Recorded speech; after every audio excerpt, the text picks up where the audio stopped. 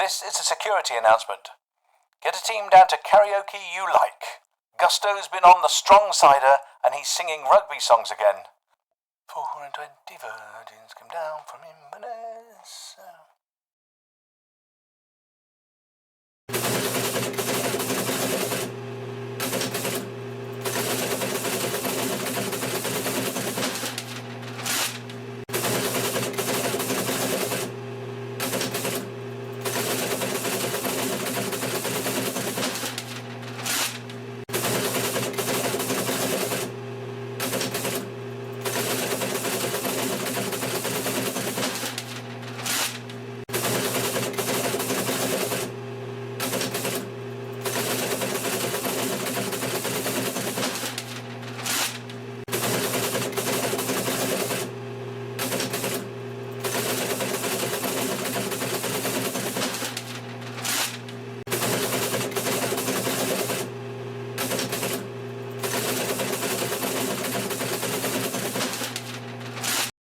Hutton Orbital Radio.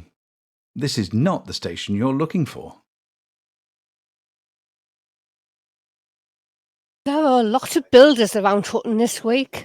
The blanked-off door where Studio 5 used to be has been reopened with a new room module attached.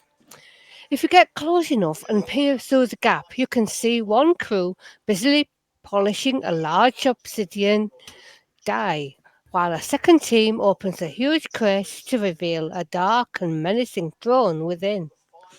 A commander turns up with a large tank full of sharks with laser beams attached to their heads and needs someone to sign for it. Floor mopping guy helps him out and lets the workers know. He shakes his head at their amateurish attempts to make the shiny floor even more shiny, sighs and wanders off to continue his own vital duties. 2 certificates in baroque frames proudly adorn the wall. One says Hutton Infirmary, Most Improved Patient, and the other is a citation from Imperial High Command, which has been signed by a senior Imperial Navy, authenticating it as having been glanced at by the Empress herself. A striking figure in an immaculate white Imperial Navy uniform with gold spaghetti all over it and creases so sharp you could cut cheese with it, if cheese was still a thing in the Milky Way, enters the room and looks around approvingly. As the workers scurry away into dark corners, he is glad to finally be alone. Just as he undoes the top button of his tunic, an ancient crappy tannoy crackles into life, causing him to start violently and draw his pistol in a single fluid motion. As he regains his composure, a voice says, "Our mics are live!"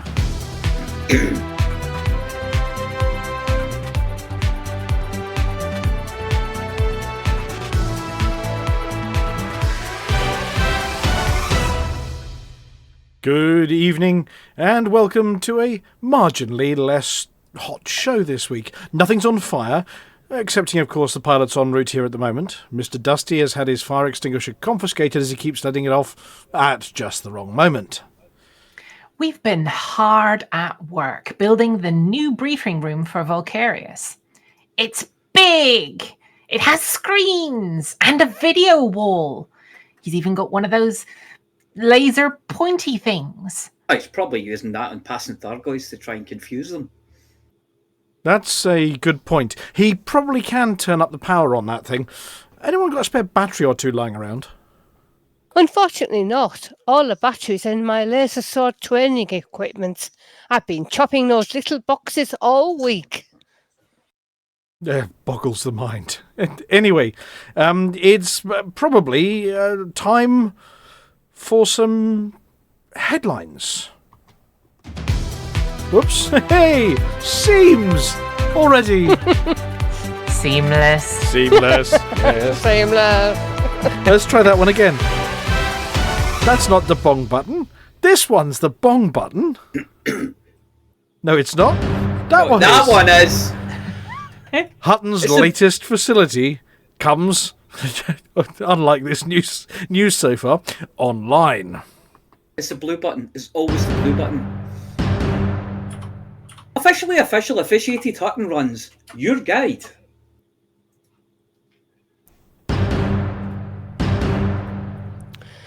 Too Hot, Too Messy is in danger of being overshadowed by the overcharge.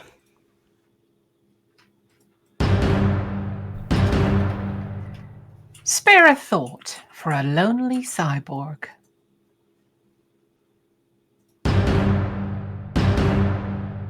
Nurse Wyeth appealing.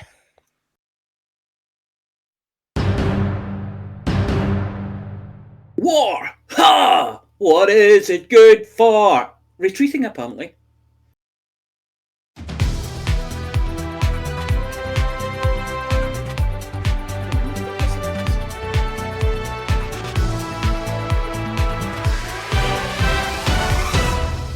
First, this evening, never one's to shy away from doing our bit on the Thargoid warfront.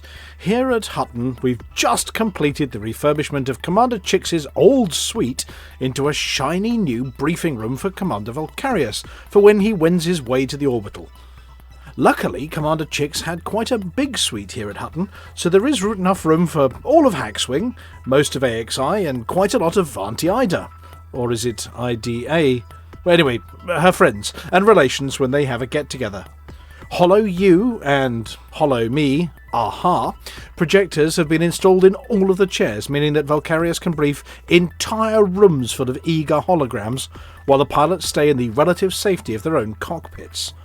There were some concerns over the available bandwidth here at the station, but Litho Breaker has been sent down into the bowels of the orbital with a reel of cable, a crimping tool, and a head torch to run a few more cables and connect to the briefing suite up to the fast comms pipe. He has been gone a little while, and we've not heard from him.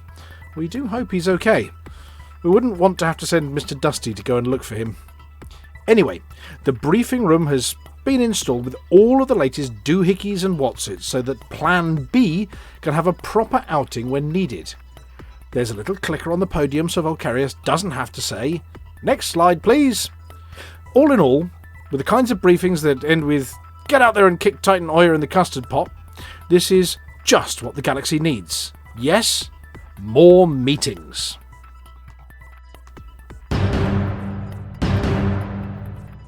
There has been a little consternation over at the orbital this week after a bevy of inquiries about what actually qualifies as a Hutton run. So, a little clarification for everyone. First, the Hutton run is not the same as a run to Hutton. Loads of people go to Hutton. Some video it, others watch videos while doing it. Some succeed, some fail. A Hutton run, however, is the title of the officially Alvin-sanctioned Hutton Hamster Adjudicated Hutton Helper Tracked official fast run to Hutton. The rules are quite simple. 1. You have to be running the Hutton Helper, which comes in 3 marvellous flavours. It has full fat with cream on top, chocolate EDMC plug-in, Hutton light banana flavoured plug-in, and of course Hutton free from strawberry flavour online authorisation for the Pilots Federation to send us the data from their nav beacons. 2. You start your Hutton run by jumping into the system through conventional means, which starts the clock. Number 3. You point the nose of your ship towards Hutton Orbital and let the Supercruise do its thing. Supercruise Overcharge is an officially sanctioned Hutton Orbital Hutton Run approved tactic. A bit like the Fosbury flop of long-range racing, everyone was a little sceptical, but at the end of the day, it's turning into the only way to clock a good time. Number 4. Upon docking at Hutton Orbital, the Hutton Hamster Adjudication Board determined that it's an official run if A. You did it in Supercruise, B. You didn't die en route and have your clone register a time for you, C. You didn't get a lift from a fleet carrier, space barge, passing beluga or Thargoid en route. And that's it. It has been noticed that Commander Vulkarius' time on the hot.forthemog.com website is still listed, despite some shenanigans involving Thargoids, hyperdictions and other such shenanigans. It's there because it was fiendishly clever, but it doesn't actually count. So for the purposes of recording the best Hutton runs, number 2 is officially the number 1. There have been people asking what they get for coming top of the table, with it potentially changing hands numerous times over the forthcoming weeks, and as everyone gets good at the bucking bronco ride that is Overcharged Hutton Run, if we gave out prizes each time a new record was set, then we'd be bankrupt in no time. That said, once it's settled down and there is a clear leader, we'll be asking Alvin to dig into the big box of squeaky toys for something super special. Coming up next, the numbers. Who and how many, and more importantly, how fast. Plus, of course, the gun in the mugs, the gin and the mugs. Finished out. We have reached week 89 of Too Hot, Too Messy, Hutton's ongoing mission to deliver mugs and gin to every station and settlement in the galaxy. Well, the human-inhabited ones anyway. Deliveries picked up last week and finished with a very respectable 964 mugs and 832 gins delivered. This week sees us sitting at 153 and 93 respectively, so we have a way to go if we want to keep up that pace.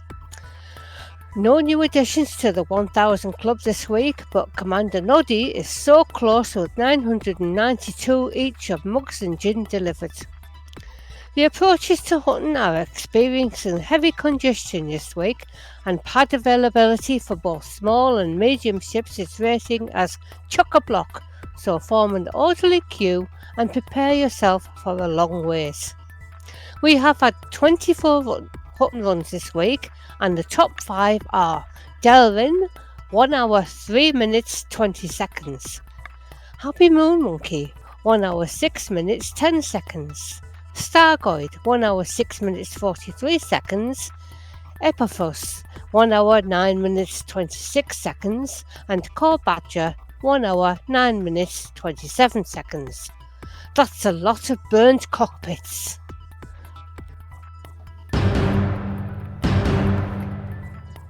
Jacques, owner of Jacques Bar, inventor of the Quinentian still, has got a bit of a dilemma, one for which the blame he puts firmly at the doorstep of one Tharg the Mighty. Since arriving in Colonia, not entirely deliberately as a result of a misjump, and with the ensuing expansion and settlement of the region, Jacques Bar has had a regular stream of visitors, trying out his latest concoctions, and for some, buying their pocket distillery to use on the way home, or when the indie bourbon runs out. With the Thargoid War having rumbled along for quite a long time now, numbers visiting Colonia have dwindled. Eds 38 are now Eds 4. Hot Call is basically populated by Hanky clones and the player factions who set up shop in the region.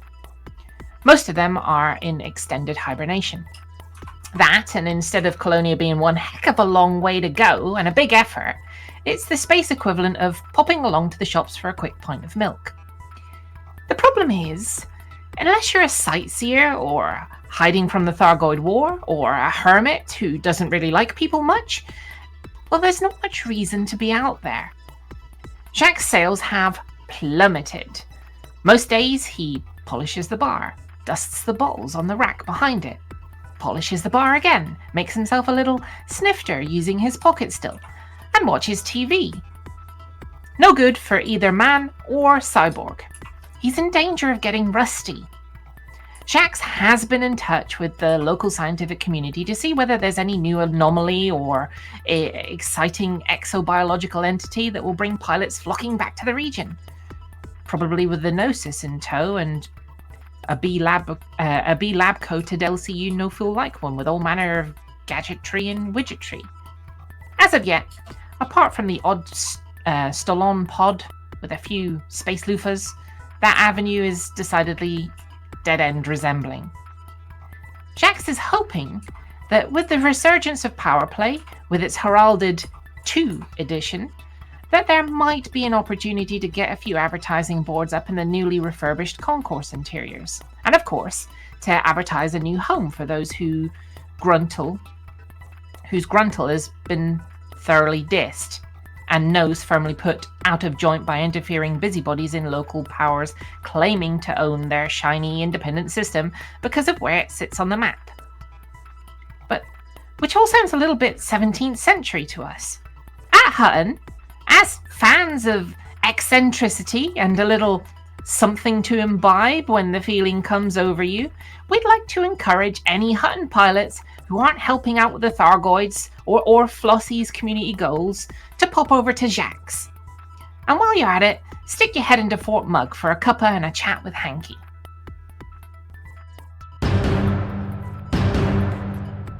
We have reports of a rush on medical supplies over at the Hutton Infirmary, the only location in the orbital where you can come under the tender ministrations of the orbital's very own Nurse Wyeth, always on hand with the half-time oranges, a bucket of ice water and a sponge and a there dear, take 2 of these and see me in the morning.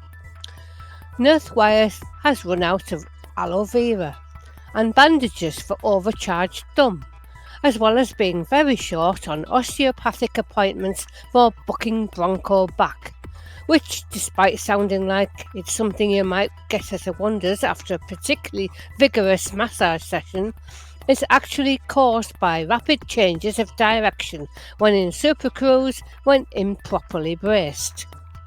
She's taken to fixing 2 patients at a time by lying them down next to each other and standing firmly on their backs as if they were a pair of skis, before doing what appears to be the Macarena. If anyone in the area is able to drop off some medical supplies, those pilots suffering from overcharged thumb have been medicined with gaffer tape and some of the stuffing Alvin pulled out of his toys, and as for what the take 2 and see me in the morning pills are, they look like Smarties.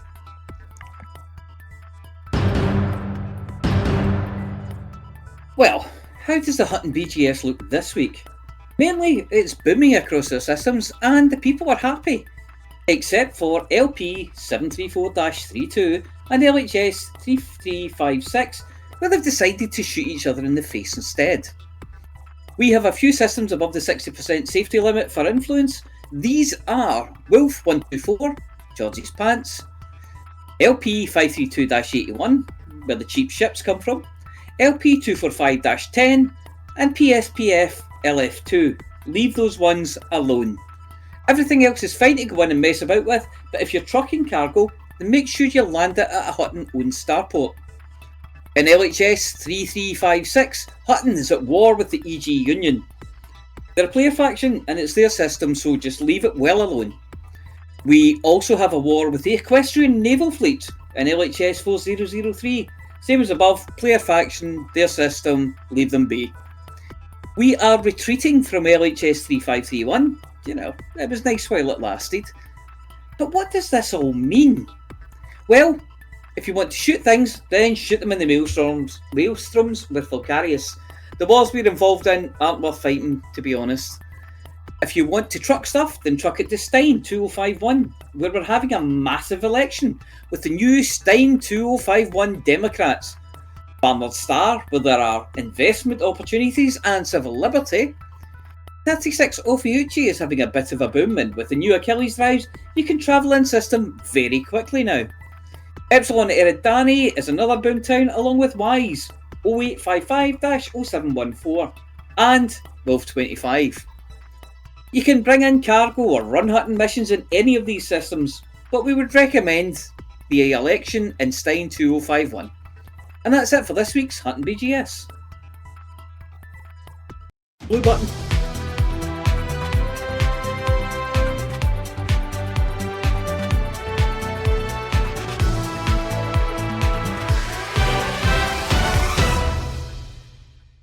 And that's it for this week's headlines. Only a few. I'm just aware that I kept saying to you blue button, not realising that you won't be able to see the blue in the blue button. It'll be fun in the edit. Oh. Yeah, I'll be fine there. It's the one next to the green one if you're stuck again. Oh no, the green ones are the microphone ones. I know that because they're all the other ones are black and white. that makes it nice and easy. Anyway, welcome to the studio. Welcome to the bit after the news. Welcome to Amelia. Minor tech issues there just before the show, Amelia, but like you Minor. sort of lost your voice completely. Well, I didn't. My voice was here. You just couldn't hear it. It was just so small that yes, it sounded very small and far away. Yes, but it was even smaller than that. But glad to hear that your mellifluous tones are now once again with us. We have Flossy. Flossy, your microphone's sounding really good this week. Have you changed it? No, I've not done a thing. Oh, you're sounding smooth this week. We have the apology officer who's been on emergency crayon wielding duties. Yes. They don't let me have the crayons normally. I feel quite special. I am special. Well, they took the highlighters away because you kept licking them and your tongue went funny colours. The green one tasted like lime, I swear to God. Yeah, they do. Or was that the Smarties? I don't know. And obviously we've got the returning Commander Vulkarius. Yeah, good evening, Hutton Orbital. Good evening. Oh, I've seen your new studio. It's looking splendid. I've even got a button. I've got a button that teleports you into it in a minute. I have a studio. I haven't seen it. When did this happen? Well, between last week and this week. I mean, they've been banging and hammering and drilling and screwing and, I was going to say usual. exactly in true Hutton style. But Yeah, they just wheeled it over. We strapped it to the back of one of the ships trying the Hutton run, and they just dropped it off, and we sort of wedged it into the side of the orbital, just hacked a big hole and just stuffed it in, and welded the outside back up again. So yeah, I was going to say, like, has the orbital actually gained any room, or have you? No, we just hacked out Chix's quarters and threw him into the sun, and I'm hoping he took all his stuff out. Anyway, but you'd then be glad to know as well. That's your briefing room, but your quarters is where they put the obsidian dais and the giant menacing throne. That was what they did. Was where Studio 5 get blown off the side of the orbital. Well, they thought, well, lightning won't strike twice. That'll never happen again. So they put that on there, and that's where you have to go and stay. Just Studio 5 2. We had a choice, so either give you a really good briefing room or really good quarters. But on the basis you probably turned up in something imperial and shiny and it's parked outside, hopefully nobody's stealing the badge off the front of it. Yes, you've probably got some private quarters aboard your waiting insert imperial ship here, which you use for personal transportation. All hail her empressness. Indeed, if should I ever want to grace Alpha Centauri with my presence. Yes. You're not telling us you're a hollow you. Yeah. You mean the podium's got a hollow me and the projector in it as well? Crikey. Yes. Don't be like that. Come and see us. Yeah. You get your numbers on the table then for the Hutton run, you see. You can ride the bucking bronco. To be fair, you can only land an Imperial Eagle or an Imperial Courier at Hutton. The rest would have to set off somewhere. Yeah, those... The Dolphin. Unfortunately... Well, that's not Imperial. That's just a... Yeah, that's just white. That's just a South Cruiser. No, the special Imperial edition. There's an Imperial Eagle. There's not an Imperial Dolphin. Oh well, no, there is if you pay them enough, but they don't let you fly it anywhere apart from for diplomatic missions. You can get a King Penguin, an Emperor Penguin, even. Yeah. Yeah, unfortunately, the Clipper's one of those. There are those three ships. There's like the Clipper, the Orca, and the Type 7, and they're like only just too big for medium pads. Yes. So wouldn't an Imperial flying a Dolphin make an Imperial Dolphin? Especially if it had a gold interior or something, or ostentatious seats, or just put a tiny gold crown on the top of it. You just unbolt the chair from your Imperial Courier and stick it in the cockpit of a Dolphin. Well, I'm quite sure if Gutermeyer were to make passenger craft, they'd be way better than South Cruisers. Whoa, that's fighting talk. That is. We might get the answer to that question later in the year. You never know. It might be one of the 5 new variants. Yeah. It could be the Imperial Dolphin. 5. Yes, the Emperor. It would definitely be prettier. The 5 new variants. I thought it was 4. Oh, well, All there new might be new ships. ships, there might be variants, we don't know. Well, either that, well, I think we discussed this before, either that or it's going to be the Mamba Scout, or the, Yes. There was. I remember when some stuff was leaked, like data mined. I don't know, but everyone kept talking about the sodding Panther Clipper and completely forgetting that the same data batch had the Mamba Light. the Mamba Scout, as you know. That sounded like an interesting concept. Obviously we'd want to see immediately like what sort of module space it has, what sort of. Well, speed it's just the same as it was before, just with slightly smaller engines, maybe. Oh no, you can't do that to it. Not the Mamba. Mamba number 5. Yes. There must be so many commanders with that name, that ship name for their members. Yes. Oh, it is. Yeah. Yes. Yeah, that must be as common as fleet carriers called JMC Red Dwarf. Yeah. Or Pythons called Monty. Yeah. Oh, yeah. I'm kind of thinking, what will the Type 9 Scout look like? The Type 9 Scout. I think Scouts, it's the not Svelte. No, it will be svelte. I'm sure it will. But yeah, you can't just not do anything with those lines. I mean, they did the Type 10, but silly. Maybe we'll get the Type 8. I was about to say, there's come on, what happened to the Type 8? Like, why isn't there an 8? We don't know. It went I straight see. from 79. Oh well, you have to get Buck. He's the. We were told not to ask. Yeah. Oh, I think we've covered the Type 8 in a recent week, actually, in our speculation about what happened to it. It was. I'll have to go back to that article. I've got questions, by the way, about the news. We were told not to ask, or Buck would break our legs. Yes. Wonder if his hat has turned up yet. It's gone via way of the Antarctic or something. I've got new questions. The equestrian naval fleet, seahorses. Yeah. Yeah. Seahorses, by the sound of it, yeah. But What's his name? Aquaman. They're based in Pegasi, one of the Pegasi systems. So they're flying seahorses. Yeah. They're winged seahorses. Yes. Right. So sounds reasonable. If Aquaman can have a seahorse, then so can the equestrian naval fleet. Right. Okay. Maybe it's those special seahorses. Maybe it's those special. Hey, we all know about that. We all know about giant space seahorses and unicorns, don't we, Mr. Pearson? Oh, space unicorns! Yeah, I'm not putting that. I'm not putting that picture up though. Yeah, not for any money. Put it up. Go. No, on. I haven't got it. I've lost it. Maybe next week. Maybe I'll leave it on the screen in the Vulkarius room. Shall I? Yes. Yeah. Right. That's the first question. The second picture is that picture of the infirmary.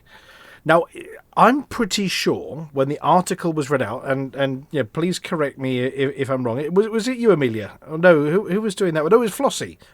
It quite clearly says there that it's bucking Bronco back that Nurse Wyeth is fixing, which involves lying them down and walking up and down on their backs doing the Macarena. Except in the picture we got from the security camera, she was firmly doing the Macarena while stomping on someone's knackers. Oh, show us that picture. So the ones down the left and right hand side of the picture were quite sensibly lying face down. Apart from the poor guy that the Nurse Wyeth was doing the Macarena on, and she was stomping quite firmly somewhere delicate. Which article was that? Was it number 5, wasn't it? Number 5. Yeah, but he did pay extra for that. Yeah, well, I'm just going to see whether I can call that one up on screen, just for the viewer. Here we go. If I pop that one open, might have been off. That might have been Nurse Wyeth's audition for Wanda's. Here we go. There's the picture up on screen right now, and you can see people lying right hand side, firmly face down, and that bloke there. He is in a bad way though, because his hand's still pointing down. Exactly. That's what happens with overcharged thumb. Yeah. You sit there. No. Look, the guy to his left is lying face up as well. Or do you think his head has been spun round? Yeah, that's what I was about to say. I think their heads have been spun. There's 3 of them in a row with their heads. Oh, yeah. There's quite a lot of them with the heads spun round the wrong way. That one, the Oh, one on wait, the no, left hold looks on, like he's hold just on. given birth. Look at the feet, though. So if you look at his... actually, don't look at the feet. That's Yeah, hideous. one foot's going down and one foot's going up. And There's a bit of a human caterpillar thing going on halfway down the line as well. There's a bandage something on the left-hand side. It looks like it's just emerging from... I would say that Nurse Wythe's got her work cut out there. Yeah. Quite firmly. With a shadow in the right place, the nurse would look like she's hovering over them. Especially No, with that the was arms midair. out. I think that was a jump in the middle of the Macarena. mid-jump, Is there a yeah. jump in the Macarena? I don't know. Yeah, it is now. Yeah. Yeah. So, was there a Frontier live stream this week? No. No. No. We're not due one to the end of... Oh, is it next week? Yeah, it's not the last Wednesday in the month yet. Yeah, last Wednesday of the month, next week. Well, has there been an update? Or maybe the week after. Oh, yes, there's been an update. Oh, has there been an update? No, that was before last week. I think. Yeah, there's one today as well. Oh, what Yep. happened today? There was There one was today. indeed, yeah. Yeah, there was indeed. What was it? Update 18.03. There was a new ship kit for the crate available, which might be one of the Which rewards, crate? possibly. Not the one with the line of engines, the normal crate, not the other one. The Mark II. Not the The Phantom. Mark Yeah, II. the Mark II. And there are some decals and bits and bobs for people, for every Titan, yes, you smash. You need to. Yep, it's 2 million credits. You need to. We'll get you that decal. And the ship kit, which basically looks like somebody chopped up a Thargoid and stuck it to the outside of your ship, and then smooshed it with a slipper.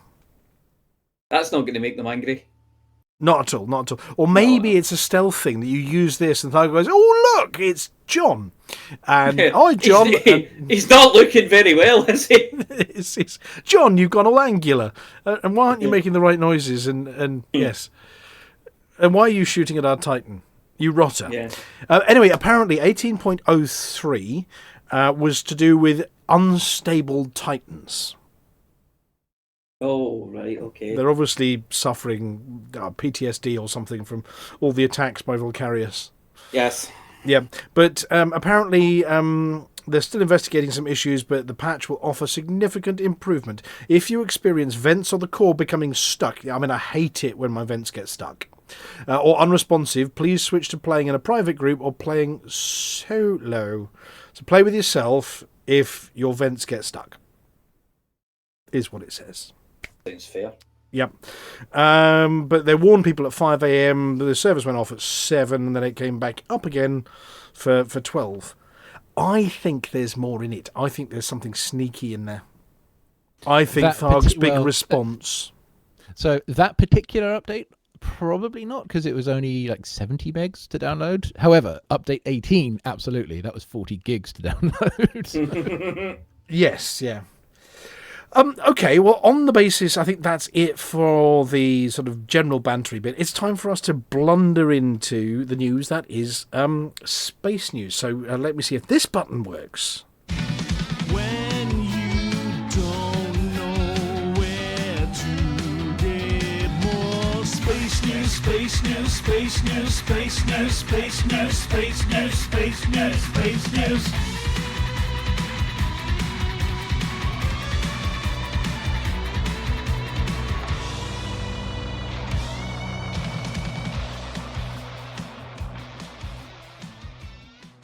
Okay, so the first one we've got is... First one, we're talking about Page Cannot Be Found, apparently. Well, I've got it fine. It's BBC. All right. Come on.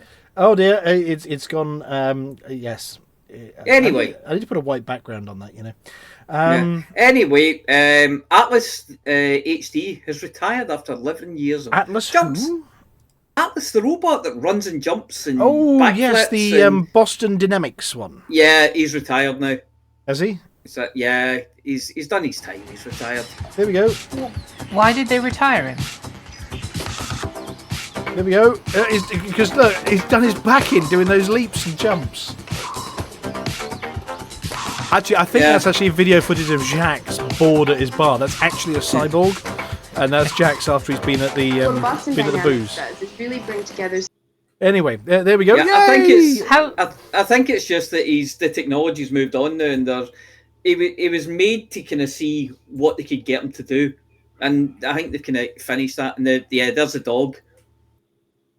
That's a weird looking thing. It does resemble a dog though. Have you seen the one with there's one as well, like a handle on the front, like a grippy. Oh, there it is! Look at that!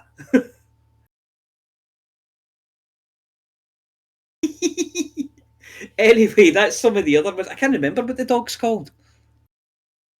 It says on screen, God. he's called Spot.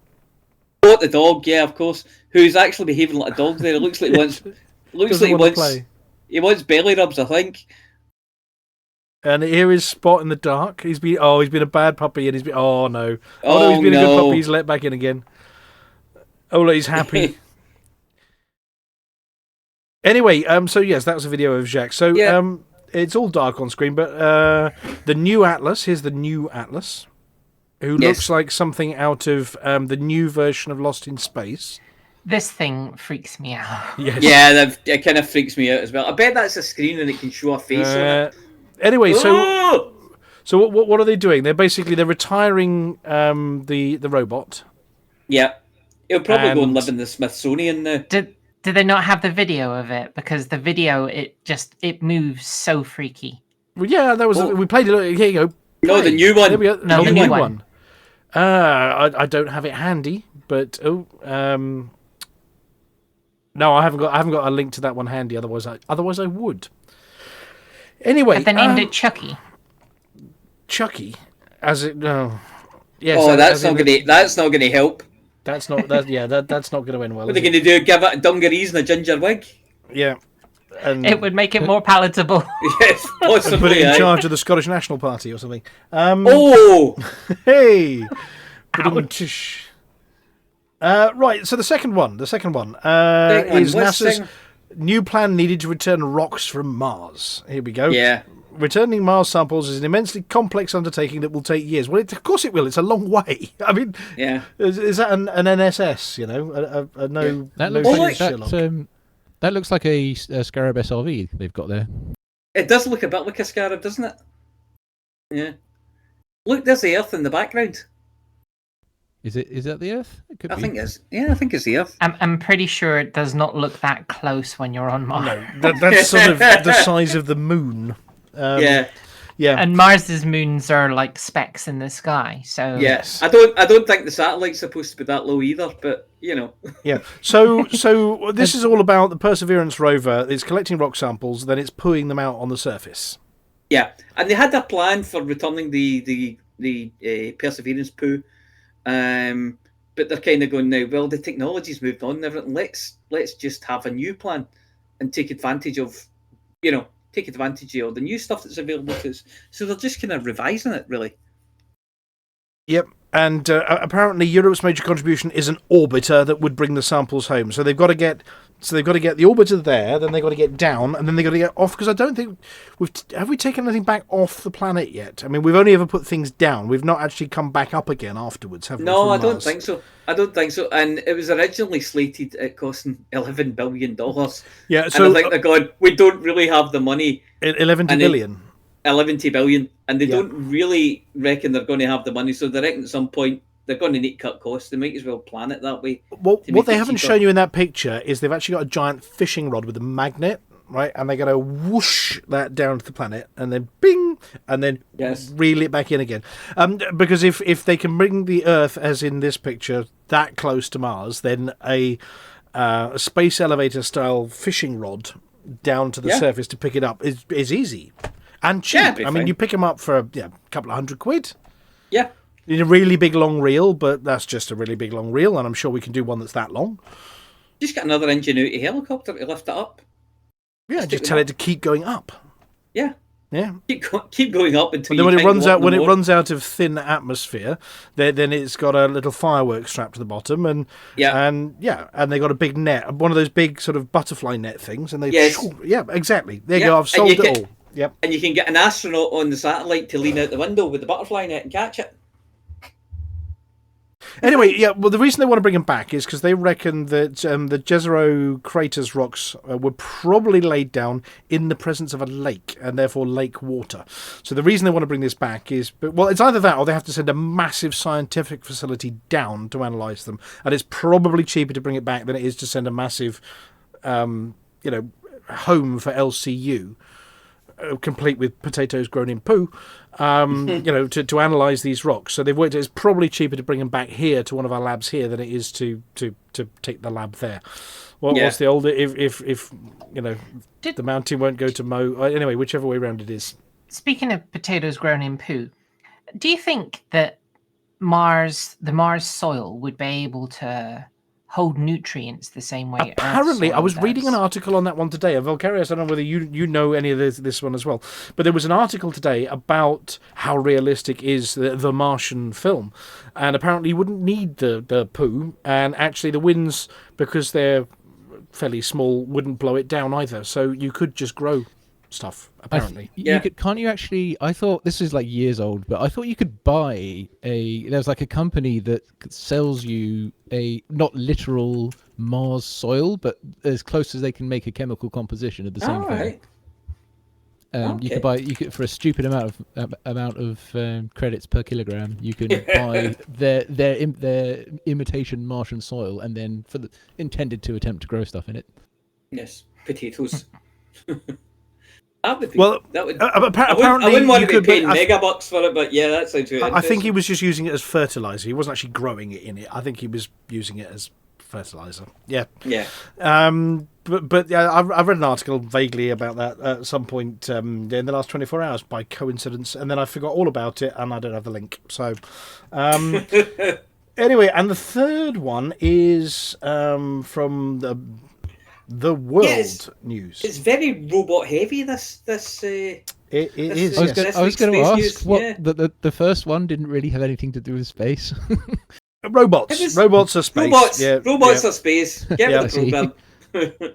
This is how we do things in the independent. I mean, we can't redo the tune to say space and robot news, can we? Anyway, this one's all about a robot dog trained to walk on the moon. So they used Oregon. Yeah. And I must say Oregon Trials, not Oregon Trail. Yeah, and when they took it to Oregon, they put it in the snow. Here we go. He's walking. Yeah, and it's got little music. To the way that when we walk on uneven surfaces as humans, we can sort of detect how the ground is shifting beneath our feet. A legged robot is capable of the exact same thing. And what's very cool is that scientists are interested in that data because it tells us things about how that planetary surface formed and how it moves and how it might move in the future. She's doing it better than I could. Anyway, so yes, there's a robot dog walking around in the dust.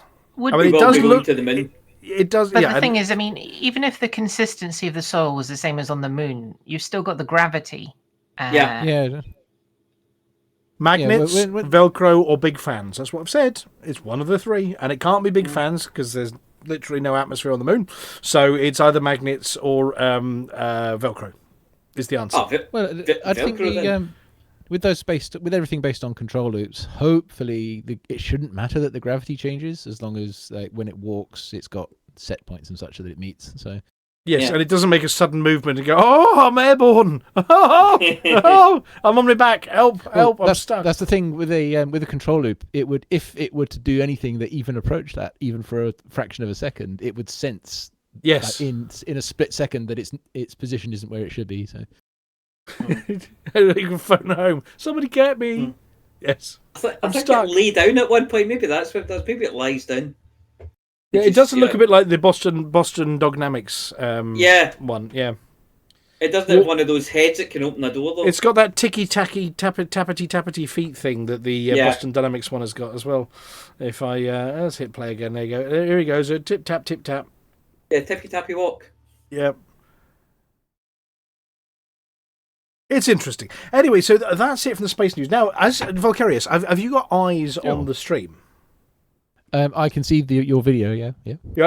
Can you see bottom right-hand corner what's been going on? I can. I noticed that there's a bit of a slideshow.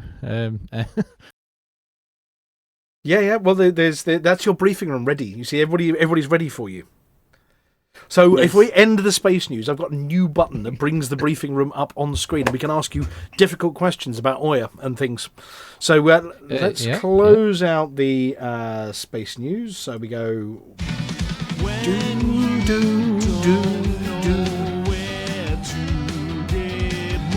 Space news. Space news, space news, space news, space news, space news, space news, space news. Whoosh! Look at that. We have Vulkarius in his briefing room. And there's stuff going on behind you, Vulkarius, in the briefing room.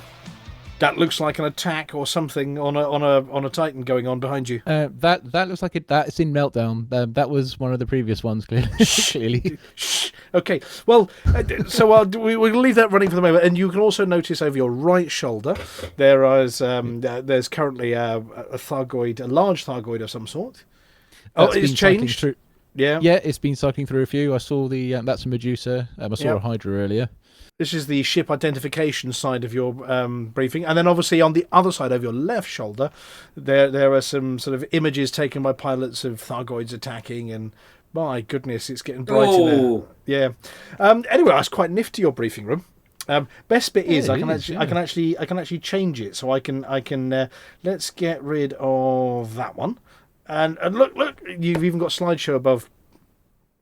Your little clickers going off with scary-looking aliens and all sorts of stuff. Right, so as you've got your briefing room, we're going to hand over the floor to you. Please, Vulkarius, tell us all about what's happening in the world of Thargoids.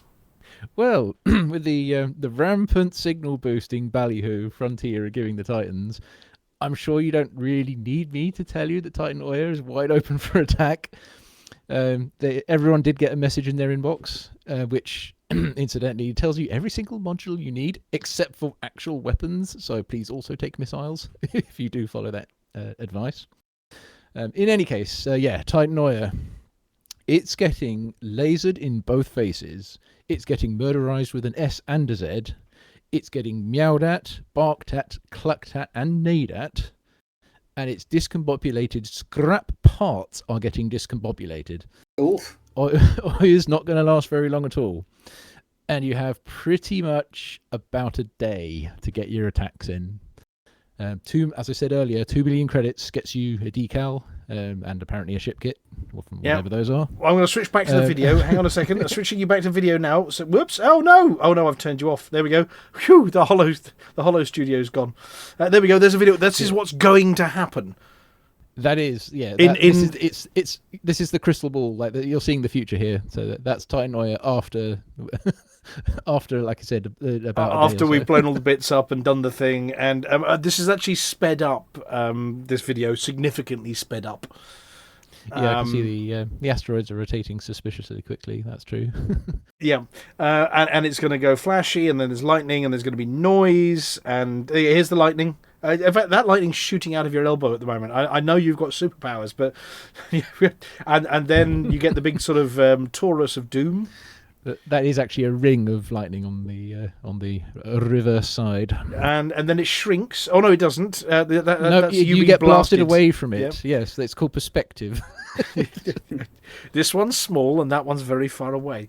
Yes, so you get a perspective on the explosion. There's lightning happening in the cloud, and then eventually. By the way, those clouds, the radius of that, you're talking just over. Is it like 120, 130? Kilometers, and the caustic rate of that is like if you thought going into the normal maelstrom without caustic sinks is a fast rate of caustic. Yeah, if you drop one of these on the UK, it would stretch from sort of London to Birmingham and cover both cities. Yeah, and the rate is also like 10 times more. It's like imagine if you just killed if you just killed like a site like an interceptor and you just sit in the caustic cloud, like it's that rate. It's really, really high. But Glasgow would be okay though. Yeah. If you dropped it on Oxford, the centre. If you actually dropped the Titan on Oxford, then yes, you'd be okay. You'd go up to Birmingham, you'd cover London, you'd probably bump the south coast, but the north of England would be okay. Oh, that's all right then. And then North Britain would be okay. Yeah, no, that's fine. West Britain would be okay. Yes, it's just all of that bit in the middle would be covered in caustic. caustic that mess. useless bit, yeah. Yeah. So, and I think I might get sort of pushed off the edge of the south coast into the channel, dodge some little inflatable boats and ribs and things. Anyway, well, so the plan after Oya then, AO. Well, if you've, I was going to get to that. I was going to add. Remember that there are extra arcs rewards for damaging each of the onion rings on the galaxy map. That's in addition to the decal. If you do a bit to each ring, you get a load of arcs per ring. So you should definitely go right there. Speaking of which, the best way to find Oya on the galaxy map, you look at the left side, open the Thargoid war information. That'll give you some links you can click. So the Titan Oya one will take you straight to the system. The carrier parking is probably going to be very tight. It always is. But the best places are the recovering systems. So if you go to, there's Lao Man's Sabine Gateway there sells the Supercruise Overcharge. As does, if you go to HIP 21165, Kidman Orbital there also. Either of those will sell you Supercruise Overcharge, and they're within attacking distance of the Titan. They're really good bases to use. That's good. So that Supercruise Overcharge, it's Titan 6k away, so it's a pretty good idea. You're going to get interdicted a lot if you don't use that. Yeah, so this is actually a use case for the Overcharge rather than going to Hutton. Yes. Yeah. Have we got any data yet on whether it avoids any interdictions nicely, or is it just... doesn't avoid? So it only in reducing the time. If you get interdicted while you're using the Supercruise Overcharge, it just cancels the Supercruise Overcharge. You even get a message that says SEO. Oh, they put a safety override in there. Okay, that's reasonable. Yeah, it's it stops all the fuel. I don't know where the fuel that much fuel goes that quickly, but it saves your fuel as well. So.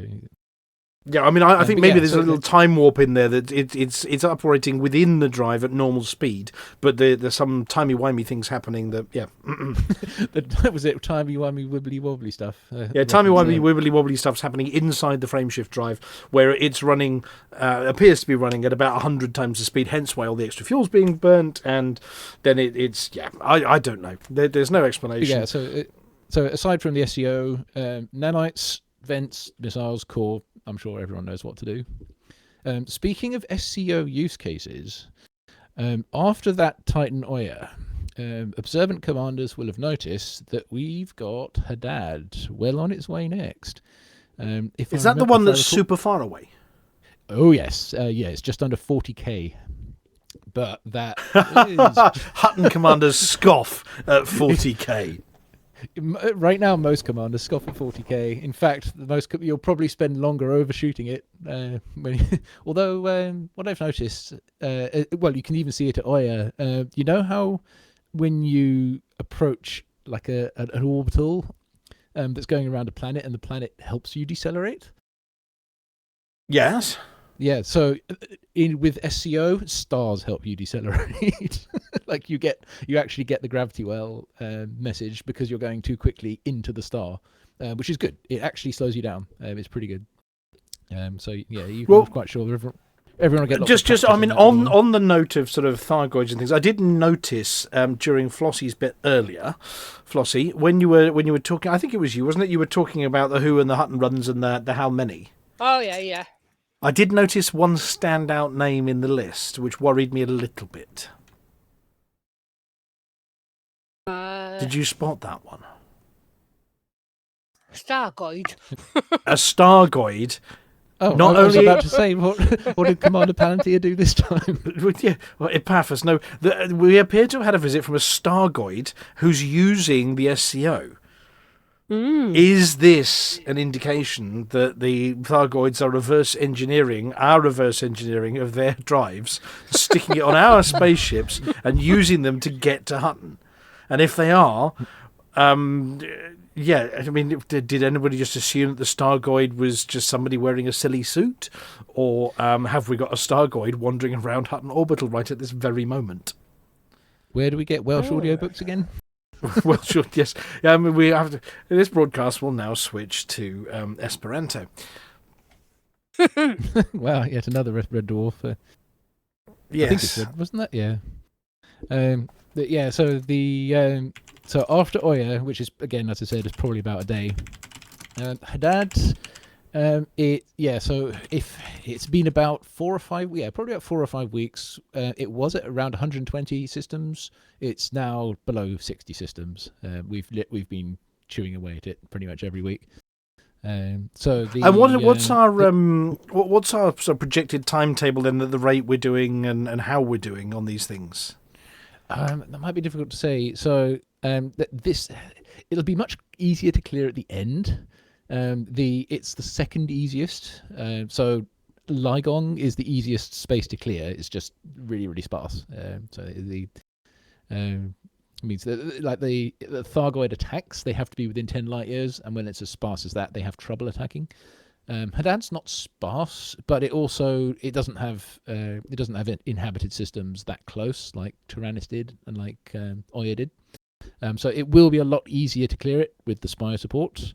This week, though, there are a whole bunch of alerts. They're kind of blocking those out of 10 systems. So Spire support's not really the best. It'll definitely help. Like if you like doing Spires, absolutely do the Spire site. It'll help 7 alerts and 2 control systems. But other than that, the best thing you can do is help to knock out those alerts this week, after Oya, of course, over to Haddad. So that's research samples to the rescue megaship, or just go Wolfrus hunting if you just want to do that. Exposed Spire site. If you do have Odyssey, that'll help. It's a weaker perimeter though. So Imperial Navy intervention and rescue aren't calling for Spire support this week. But commanders are known for surprises, so I definitely watch the Spire. If it looks like everyone's rushing it, see if we can take it down. It is kind of in the way. Okay. Amelia, are you there? Yes. You like tongue twisters, don't you? I like tongue twister. What are you getting at? Okay. Well, just because we're concerned that Tharg the Mighty might be listening because there's Thargoid on the station, I did have a little translation dropped into Esperanto in the script there for you. I can't speak Esperanto. Well, could you give it a go? I mean, I will. This is going to come out terrible. I'm going to offend so many Esperantans. Esperantans, yes. The global Esperantans, yes. Well, on the basis that I'm pretty sure nobody who speaks Esperanto is listening, give it a go, yes. Kiokaze, la informejo estis instalita kun siuj plej novaj George Kaj Aferoj porque plano B Povu habi tugun excursion kiam nesas estas malgranda claquilo sur la podio porque Vulkarius de devas diri sekva glitbildo bonvolu. Saluton. Yes, that's a lot clearer now. Thank you. Yes, but actually, that last one is something that Vulkarius needs to learn. But Vulkarius, that last bit, sekva glitbildo bonvolu, actually means bonvolu. Next slide, please. Next slide, please. Next slide, please. Oh, indeed. Next slide, please. There we go. So yes, sekva glitbildo bonvolu. Next slide, please. On that note, I think that's the end of the Thargoid news. Now brought to you in Esperanto, Mr. Stargoid, or something very, very mongrelified. Yes, because I'm sure I said. Should that be? Should that be? Go on. Sorry. I was going to say, I'm sure I said all those Esperanto words in a very British accent. Estas malgranda claquiclo sur la podio por la Vulkarius dos cervezas, por favor. Yes. Shouldn't this be preceded with mistranslated to and from? Mistranslated to and from Esperanto, yes. And talking about things that have been mistranslated to and from English, do you want to introduce the next? I'm going to leave your briefing room live while we do this. I haven't got an in-between slide. Well, I suppose I can. Do we have a word of the week? We do have a word of the week. Word of the week this week is bumbershoot. A what? And what does that mean? Bumbershoot. It's an umbrella or a parasol. Can you use it in a sentence, please? Here goes. Gusto tried to parachute to the planet's surface armed only with his trusty bumbershoot, but it was an 9G vacuum world, so he face-planted it instead. And for those of you who I'm are Mary Poppins, interested, y'all. Yeah. who are interested, it is coming across your screens in the form of a headline, spelling and meaning. And I'm just pasting it As into we the speak. chat. There we go. Right. Who doesn't? Okay. Who doesn't like a bumbershoot? Yeah, I was just trying to work out the origins of the word. Actually, Well, it looks so similar to umbrella. So if you think about umbrella, at least the way I Brolly. see it, it sounds like Yeah. well, it sounds like It's got umbra to me. Yeah. Well, yeah. It sounds like umbra to me. So to me, an umbrella sounds like something that provides shade rather than shelter Yeah. from rain. Umber is in there. But yeah, and bumbershoot, you can kind of see umbra. shoot as in Yeah. parachute. Yeah. Yeah, that would do. Yeah, I can see that. Yeah. But First shoot- known to be but used it's- in 1876. Look at that. Yeah. But spelt Okay. differently. Spelt as in shooting something. Okay, sekva, glitbildo, bonvolu. Okay. Saluton. What do you call an anteater who looks after the Anteater Society's historical records? Jeff. No. Jeff works in McThargoids. It's not Jeff. Beth. No, Beth. Alan. It could be Alan, yeah. Or, George. do you know what Alan's job title is? He is an aardvarkist. Aardvarkivist. An aardvarkivist, yes. I'm very Aardvark. Aardvark! Aardvark. What? Aardvark! Aardvarkivist. He's an aardvarkivist. Right, we're gonna see. Hang on a second. Bumbershoot. I've actually got a picture of it as well. I was wondering whether I should put the picture up as well. No, I'll save it for later in the show. Right, Flossy, I've seen you've got Yes. whole reams and reams of paper coming out of the dot matrix and the daisy wheel and the dot Oh, matrix in yeah. the corner. Yeah. So let's see what we've got this week from the Community Goal News. When the universe is in trouble, bug infestations in the bubble, your home station's burned rubble. What on earth can we do when your faction leader's a dog and your daily tasks are a slog? You're feeling like a used cog. What on earth can we do now? Interstellar initiatives. Let Flossy tell you what it is. Then you can get involved with this. You should listen to what Flossy says. Interstellar initiatives. Flossy tells us what she thinks it is. Then you can get involved with this. Now you should listen to what Flossy says. Listen to what Flossy says. What on earth can we do? Do what Flossy tells you to. What if she talks nonsense? Interstellar initiatives. Let Flossy tell you what it is. Then you can get involved with this. You should listen to what Flossy says. Now we've heard what Flossy said. We can put this matter to bed. Just keep her voice in your head. Flossy told you what to do. Oh, what a great intro. I love that. Such a long one, isn't it? I'm dying laughing at that one because last week it's a random button, Flossy. Yeah, It's a completely random button. And last week you Completely said random. you were talking about the long version of it, and guess this what is it even did? longer, but Yes. yes. Right, well, after all that, I have nothing. Nada. Zilch. Outro, please. Outro. Here we go. Is it the long one? Outro. Don't know. Let's find Flossy out. told you what to do. Oh. Thank you, Flossy, for the awesome intro. I really enjoyed that. And singing along, and that was brilliant. I enjoyed that. But now, let's go to Beetlejuice and Witherspoon for the Galnet News Digest. At some point. The yellow button. It's between the blue and the other. Yes, between the blue. It's between the blue and the green. Yes. There we go. Ah!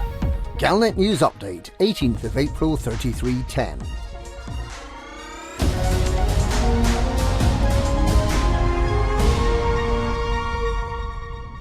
Titan Oya is doomed and will explode spectacularly this weekend. The third Titan to be targeted by humanity's combined combat forces has run out of options.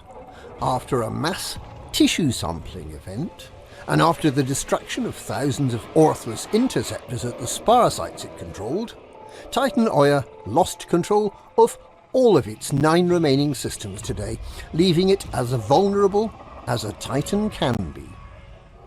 Commanders are urged to participate in the destruction of its heat core. To do this, 1 or at most 2 commanders must use nanite torpedoes to force the core to overheat and expose itself. And then all nearby commanders should use AX missile racks or other anti-Xeno weaponry to inflict as much damage on the core as possible, while it remains exposed. Research suggests that the health of the core can be reduced to 0 by around 250 missile strikes. However, the process must be repeated many times to destroy all 8 hearts, which are represented by the rings of yellow scales on the heat core. All commanders who cause more than 2 million credits of damage to the heat core will earn cosmetic rewards, including a commemorative decal and a rather nice corroded Thargoid-style ship kit for the Crate Mark II. In addition, participation in destroying each of the 8 hearts will earn an Ark's reward. Depending on how quickly the Titan's hearts can be destroyed, it's likely that it'll explode on Saturday or Sunday, the 20th or 21st of April. Commanders are asked to check the state of the Titan in the system map and to watch their inbox for messages regarding timing. The sight of a Titan exploding is too good to miss. Just make sure to equip at least 1 caustic zinc launcher so you can get close enough to appreciate the majesty of a Titan going supernova.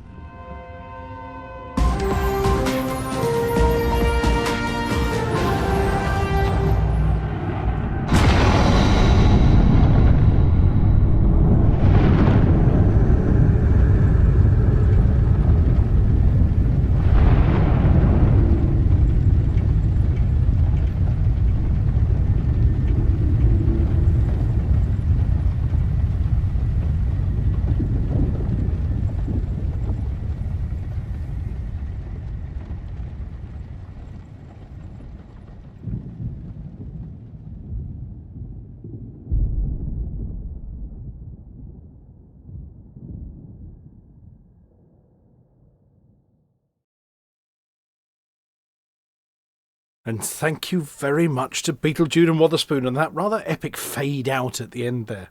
That was quite impressive, that one. Boom! Almost worth it for the sound, isn't it? Oh. Boom. Boom. Yes, boom!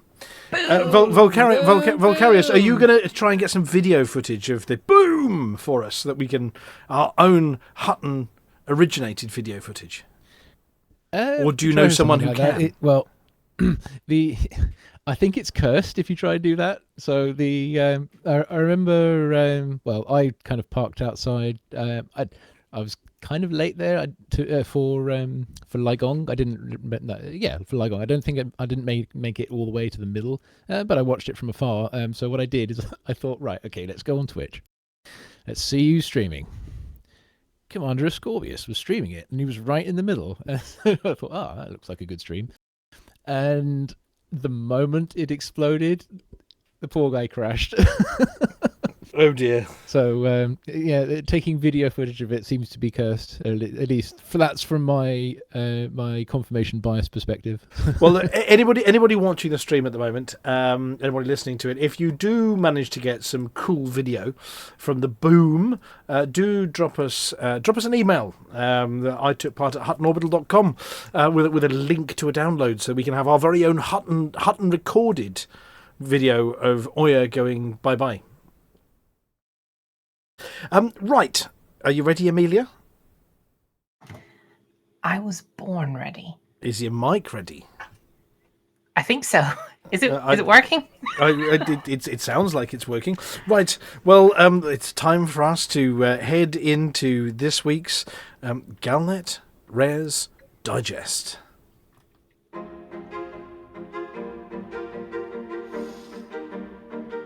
You are about to listen to Amelia Hawke. She tries all the galaxy's most dangerous rare items, so you don't have to.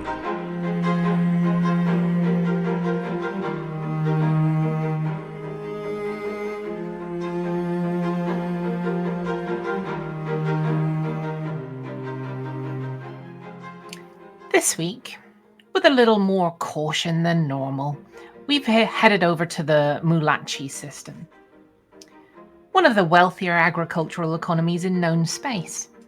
Population sits at a little over 4 billion, and it boasts 2 separate Earth-like worlds from which to farm produce for the surrounding area. Or at least one of them does. Mulachi A1 is a breadbasket of a world, under 600 light seconds from arrival, and the perfect location for food traders. Head out into the system, nearly 600,000 light seconds, and the second Earth-like is a different matter entirely. A planet the third of the radius of Earth, and surface pressure twice as high. It orbits a red dwarf, and whilst it is listed as terraformed, unlike many worlds which have had extensive modification for human life, this has only needed a small nudge in the right direction. The combination of low light and the damp, dank, natural conditions on the planet have led to the growth of a truly original local fungus, the Mulachi giant fungus. It is the most prevalent form of life on the planet, and standing on the surface truly gives you one of the rarest sights in the galaxy. Whilst there is other natural life on the planet, the Mulachi fungus itself can grow to the size of entire continents, creating eerie landscapes covered in tall stems with umbrella caps, huge wide plates the size of landing pads, suggestively shaped protuberances, and terrifying carnivorous fungus that catches local insects and devours them slowly over many years. It is worth noting at this point that the low gravity in insect life on this planet has evolved to gargantuan proportions, and it's not unusual to see dragonflies the size of a taipan buzzing overhead. With the dim light from the star and this astonishing canopy, it is an Earth-like unlike any other. You can imagine a giant caterpillar sitting on a huge mushroom, hookah in hand. For many, this alien landscape is as terrifying as the Thargoid structures. For others, however, it's purely a gastronomic challenge. Whilst meats, real or factory grown, are still popular as a source of protein throughout space, the ever-increasing needs of vegans have led to huge fungus farms. Yeasts, molds, including penicillin and more modern derivatives, even rumors of weapons used to defend humanity against the Thargoids, all of these are courtesy of our friend, the fungus. The humble shroom. It's added to everything from a pilot's essential English breakfast, onward to oriental soups, truffle-infused oils, and right through to a hippie's belt pouch at a festival. The Mulachi giant mushroom has found fame, however, as a rare delicacy. The edible variety is found in groves of enormous, thick-veined balls. Long ridges cover the surface, and there's a musty, yeasty smell in the air near them. Prepared, dried, and grated into any dish, they impart a flavour quite unlike anything I have ever tasted. It is fragrant but musty, earthy, and the aftertaste can only be described as similar to petrichor, which is the smell that hovers over the earth after a good rainfall. Carved and eaten as steaks, the texture isn't rubbery or slimy as one might expect from poorly cooked mushrooms, but thick and meaty. These are protein-rich in a way that many other foodstuffs aren't. In all, it is a delight, however it's prepared. Eating the steaks, I don't actually miss the fact that they weren't once roaming the plains somewhere and chewing the cud. Grated into arancini, it brings back memories of autumn mornings just after the rain at home. So why is it rare? With whole continents covered in Mulachi fungus, you would expect it to be plentiful. What's more, where's the danger? Well, what appears on the face of it to be a huge mass of fungus is in fact a diverse ecosystem comprising toadstools, molds, mildews, and smuts. The veiny edible balls are rarely found. What's more, they're deadly. The spores, should they enter your respiratory system, slowly turn you from the inside out, from an intelligent, articulate member of the human race into a mindless forum zombie, lurching from thread to thread and moaning in the most disturbing manner, before it takes over. Those infested with the spores report visions that would have kept the 70s fad for concept albums going right up until the 3300s. Obsession with legs and feet seem common, as does a penchant for a bit of afternoon PvP, before proving unavoidably, incurably, absolutely, and finally, fatal, of course. So this is the mycoid equivalent of fugu, or blowfish. Once harvested, every last tiny spore needs to be removed before it can be served. One error, and your diners turn into mindless drooling creatures intent on devouring everything they find before sitting down, taking root, and sprouting more laden hairdos that spread yet more of the fungus. Chefs have to be trained for decades in these skills, and due to the risks, there are very few of them in the galaxy. So it's abundant, but nobody wants to take the risk. As for me, well, I'm a natural risk taker, and the risotto I'm about to be served might be my last meal as a free thinker. But, like a Hudson voter, at least I'll go with a smile on my face and ignorant bliss behind my eyes. I'm Amelia Hawke, reporting for the Galnet Food Digest, aka the Galnet Rares Digest, and I'm sitting here wondering whether I'm seeing things, or that caterpillar has just puffed a smoke ring and flashed me a toothy grin.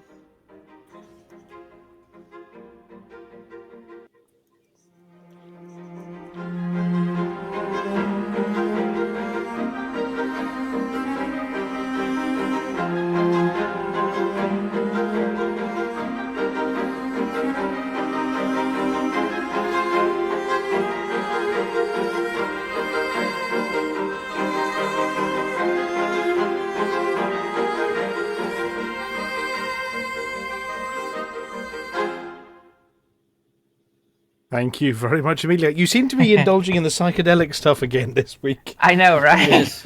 I managed to. There was some more images came through, and there's one that's just come through as well of an aerial shot of this planet that is quite spectacular. I don't know what's happening to Mooncake, by the way. I'm just looking at the images. Mooncake looks like the Stay Puft Marshmallow Mooncake in a couple of I have. Oh, that's a good one. I have 3 words: edible, veiny, balls. That's Amelia tripping out again. That one's nice. I like the colours in that one. And Mooncake's turned into a bunny rabbit. There we go. Mooncake has turned into a bunny rabbit. And then Mooncake's turned into a wolf. Oh, that looks cool. That's not a wolf, that's just Mooncake. Yeah, that's what she looks like. And there is Mooncake as actually Chuggity a Mooncake standing on a desk. Oh, yes. Love that jacket. That is a nice jacket, yeah. Yeah. Look at this one. My goodness, that's the world from sort of ground level. Whoa. There's giant. Nice. You could land spaceships on those mushrooms, you know. and depending on the sort of the part of the planet it's in and the sunsets and everything. I mean, there are some look at beautiful pictures. We seem to have this, every year we go through this phase of psychedelics Yes. in the rares. It's just so you know, it's on the build up to festival season. And look, here's the aerial shot. I mean, there's the aerial shot. Oh, nice. Oh, yeah. Yeah, whole continents covered in these things. I can imagine those mushrooms having docking permission. Yes. You want lily pad number 3? Yes. That's what mooncake looks like, except ginger instead of black. Yeah. Yeah, But almost. and those ones double. look suggestive. Yes, there is definitely some rather dodgy looking ones Yeah, there as well. yeah. Usually the space news. We've had eclipses and we've had robots, so the space news, which normally has that type of object, has kind of been free of that. Yes, and Those look there's like oyster mushrooms. yeah, all sorts. And there's your arancini in the next shot. But yeah, so thank you very much for going. I mean, I that planetscape that we saw there, I want to go there. I want to fly my spaceship round it. I don't know how to achieve that, but Pilots Federation, please, can we have something like that? Because that's cool. That's not cool though. That image there, the bunny rabbit and the blue. Oh no! But yeah, No. those aerial shots definitely just sort of make me wistful for what we might have. I like that one because she's staring up as if there's people up there. Yeah. Anyway, and harking back a little bit to earlier, we did get a picture of your what was the word? I'm going to make you say it again now. Aardvarkologist or No. Aardvarkivist. Your Aardvarkivist, yes. Yes. I do have the picture of the Aardvarkivist. Here we go. Here is the venerable Aardvarkivist, hard at work on some venom yeah. really good image. That's Alan. That's definitely Alan's Alan. granddad. You can tell it's his granddad because the glasses are crooked. Yeah, they're both on the same side of his nose. Yes. Both lenses, same side of his nose. I like that he's looking at scrolls, though. Yeah, or vellum scrolls. Yeah, I mean, Yeah. an I like, archivist. I like his little gloves. Oh, yeah, he's wearing gloves. Yeah, because you can only handle these kind of delicate things with gloves. Yeah. Big gloves, by the looks of them. Yeah, you can only handle them with gloves, but they can just be exposed to direct sunlight. Yeah. That's filtered. That's Yeah. That's UV filtering glass. Oh, right. It's a polarizing window, right? Yeah. Absolutely. It's magic windows. Magic windows. That's not sunlight. That's just somebody outside with a torch. Yeah. In fact, this room is inside the Matrix, in that white room in the Matrix. That they go to. Yes. I mean, he's about to bust out the I know kung fu, and then you have a kung fu aardvark, and Science doesn't always follow the rules. I mean, Well- take electricity. I mean, if electricity really did follow the path of the least resistance, then all of the lightning strikes would be in France. Oh! I assume Sandrine is not currently listening. You're, Or if she you're is, in she's a just lot of trouble. winding up to throw things at you. But right, well, look, thank you very much, everybody. Thank you, Vulkarius, and for testing out the new studio. Now, if you do have any specifics you'd like to, in advance, a particular picture, like it says Plan Z or something, or anything in particular, do ping them over, and I can change what's on that screen. You see. Probably Dusty has you covered, but I mean, yeah, okay. If I encounter something appropriate, then yeah. Well, yeah, just be careful, because I might let DustyBot loose on it, and then you have all sorts on the screen behind you. But yeah, we've got also basically any videos we get, we can play there. Any images, screenshots, whatever else, we can put them up there as well of Thargoid combat or bits and bobs happening with Thargoids. I never really like all sorts, but if you got like Smarties and the Cadbury's buttons, those are pretty good. Or I'll tell you what, I had the greatest snack in the world the other day. Sarah was sent a care package from over in some family in America for her birthday, and it was a packet of trail mix that, as sold by name a big American chain store over there, Target. Yeah. And I had white chocolate in it as well, and everything. And I ate these, and I thought, oh my goodness, I'm actually going to eat the whole packet. Half a kilo of trail mix and white chocolate, and it was probably the tastiest snack I've ever had in my life. And then I felt Did you know white chocolate shouldn't actually be called chocolate? It should be called white candy. Oh, It for shouldn't. heaven's sake. It's white It's true, chocolate. white chocolate As far as isn't I'm chocolate. concerned, it's white chocolate. Yep. But it's not chocolate. I don't care. But It's anyway, white chocolate. this stuff was absolutely. If you've got anybody from the land of the Merkins listening, this stuff was. Oh my goodness! Why don't we have this over here?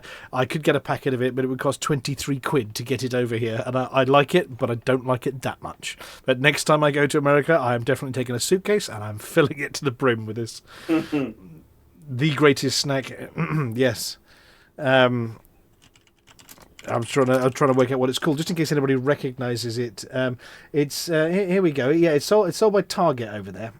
Anybody ever going over there? Do bring back a and it's called Favourite Day is the brand. And oh my goodness, yes, favourite spelt wrong, of course, but hey, they're Merkins. But yes, it's called Favourite Day, and oh my god. Yes, I just need suitcases of this stuff. Highly recommended. Anyone who goes to the US, grab some of this stuff. Find a Target and grab some. Apart from the dill pickle flavoured one, I'm not sure about that. But the peanut butter monster is lovely. But yes, anyway, complete diversion. In fact, we might have to send Dill flavour ice cream. No, dill pickle trail mix. Trail mix, sorry. Yes. Why did I think ice cream? Why did I hear ice cream? The monster one, and there was all sorts. But oh my goodness, yeah. Anyway, I might have to send a Galnet Rares Digest to somebody over. You just have to. Can we just put you in a beluga or something and get you over there to try this stuff, Amelia? I'm pretty sure there are no side effects other than busting out of your trousers after you've eaten about 10 packets of it. I will try anything once, twice if I like it. Absolutely. Right, well, look, thank you very much, everybody. It is approaching the top of the hour. So thank you, Vulkarius. Thank you, Amelia. Thank you, the apology officer, and your crayons. You can stop chewing on them now. Thank you very much, Flossy, and your enormous intro. You know full well that when you have lots of content next week, it's going to give you the short one. Yeah. And I say when, and I mean when. Yes. I hope it's right. I hope it's when. Well, Yes. I think the Pilots Federation do believe that at the moment everybody's too busy with their Thargoids and they don't want to distract them. Yeah, I think That so. might be the thinking. Plus, they've been busy with getting this update ready, I suppose. Yeah, and they'll be obviously just waiting for sort of Thargoid burnout. You know, when all of the Thargoid combateers burn out halfway through the next one because of the long super cruise, and then they'll chuck a little CG in to cheer everybody up. Yeah, hope you're right. Or for those not doing it, you know, go and get lots of booze and take it to a party. One of those trucking CGs. That's what we need. Yes, we do. Or Colonia Well, CG. We need a Colonia CG. We do, definitely. You know, bring Like friends, this. bring friends to passengers to Jacques. How about that? Yeah. Bring a Titan drive component to Jack. That would be. You'd have to do because you can only get them in certain places. Yeah, absolutely. Well, there's never been a passenger CG. There's been trucking ones, but not passenger ones. Maybe it's about time we had a passenger CG. And everybody has to break out their belugas and all the cabins. If it's an economy one, they'll be using the Corvette probably and the Anaconda. Oh, could be. If they need luxuries, obviously you have to use Saud-Kruger. Of course. Right. Well, look, thanks very much, everybody. It has now hit the top of the hour. So, Amelia, and I'm not going to forget you this time. It's okay because Mooncake's asleep right next to me. So as is traditional at the end of the show, we are going to go and raid somebody. I'm willing to bet it's the Thargoid. He's probably broadcasting from Hutton. What about the Lurking Commander? Is there such a thing? Yes, he's playing Elite Dangerous right now. Oh, okay. I'm just going to go and find the Lurking Commander. Where is that one? Oh, one word. Aggressive whale sounds, apparently. Yes. I thought that was cool. Well, so we're going to go and drop in on the Lurking Commander. We're going to go and lurk in there after the end of the credits. So if you would be so good, listener, hang around to the end of the credits. Do read them. They're quite good. And then at the end of it, we're going to go and raid the Lurking Commander. Give them an 07 and a for the mug. And if you like them, you can always follow them. And if you don't, well, never mind. Other than that, Amelia, if you want to whisper it. For the mug. For the mug. For the mug. Mug.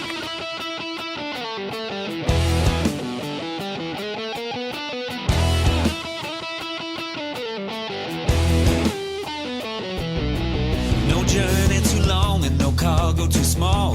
The profit margins never really mattered at all. We're gonna take the cargo where it's needed today. Super cruising all across the Milky Way. We'll take anything, anytime, anywhere. Loading up the T-9s to the brim with rail.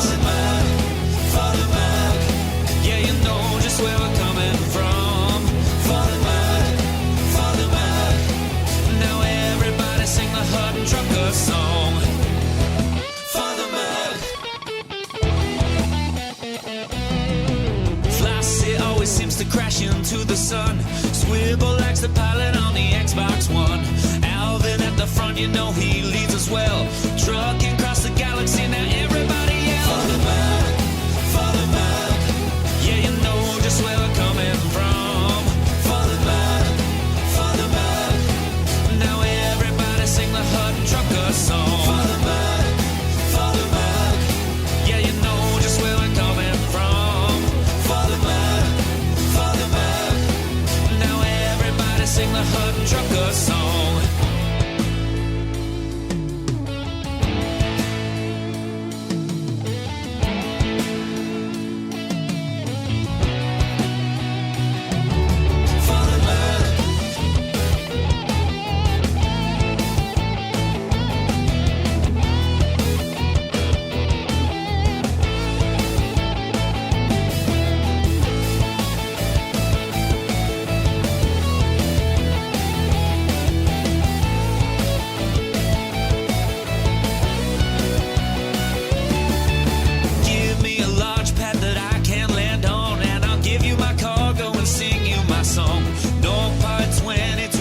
To go cruising to Hutton, whoa, no journey too long and no cargo too small.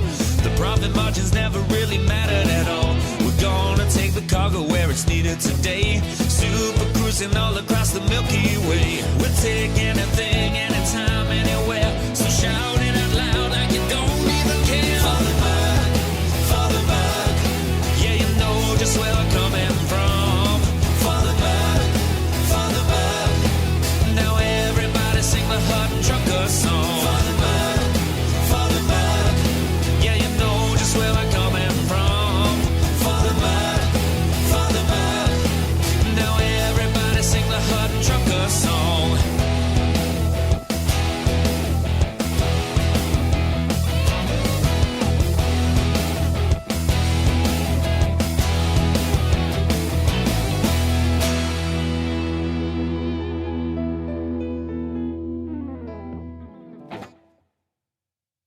Ladies and gentlemen, that's the end of the show.